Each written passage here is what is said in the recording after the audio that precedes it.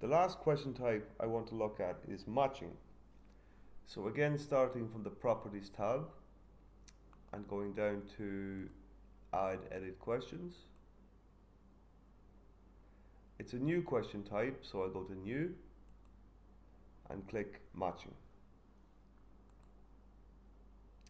So here are the settings for the matching questions, which I'm going to go through in turn.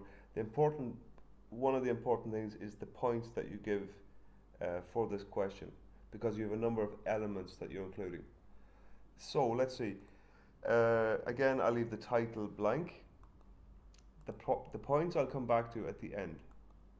The difficulty I don't touch, and the question text can be the instructions. For example, match the words below with the definitions. This could also be match the pictures below with the words, for example. So either of those. Depends whether you want to include definitions or you want to include pictures. So I'm going to come straight down to the answers. You'll see that there's a top set and then there are the matches, the bottom set. And there are two for each by default. Let's suppose instead I want to match 3 words with 3 definitions. So I can add a choice here. You can also add more. You can type 2 in there if I want to create 2 additional ones, but 1 should be enough. So there you are. In the top set you have 1, 2, 3 entries. Now it doesn't follow by default that a third one is created below. You have to also add a third one to the bottom set. There you are. Alright, so I'm just going to put in some examples so that you can see what this looks like when I go to preview. So in the top, now I'm in the top set. I'm going to put top 1, then I'm going to add in top 2, top 3, top 3, and in the bottom set, which I want to match to, I'm just going to put in bottom 1, bottom 1, bottom, how many bottoms are there, right, bottom 2, and bottom 3. The reason I'm doing this is I'm going to click preview and you can see that the top set appears on the right and the bottom set appears on the left, and maybe that's significant in how you want your quiz to appear or your assessment to appear. Alright, so just remember the bottom set appears on the left.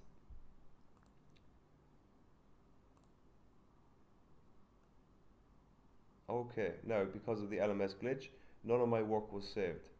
Right, you can see that the third entry which I created no longer exists. The question that I typed no longer exists. So I have to go in and add those again, which is fine. Match the words with the pictures. Now, for this, I'm going to insert pictures instead.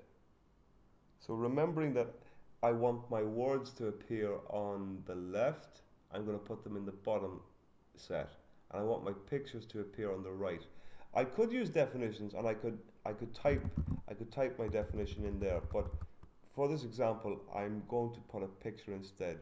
And you click this icon, insert image, my computer, and you can drag and drop here, or you can click upload. I have some pictures already installed already on my computer. Click add. You have to click this box. This image is decorative, or it wants, I forget, it wants some additional information. And OK. And create a new file. OK, save. And there it is. Now, it's very hard to edit that, so click on this box, toggle full screen. It just gives you more space to work with, and you can click the corner box. You see these corner boxes, and you can resize it, right? And again, you can preview it to see how it looks and whether the pictures are too big or too small.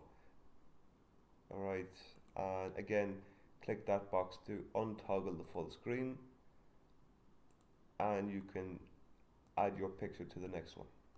So I'll just do this again, upload, and let's pick, I don't know why I have that, red, and add.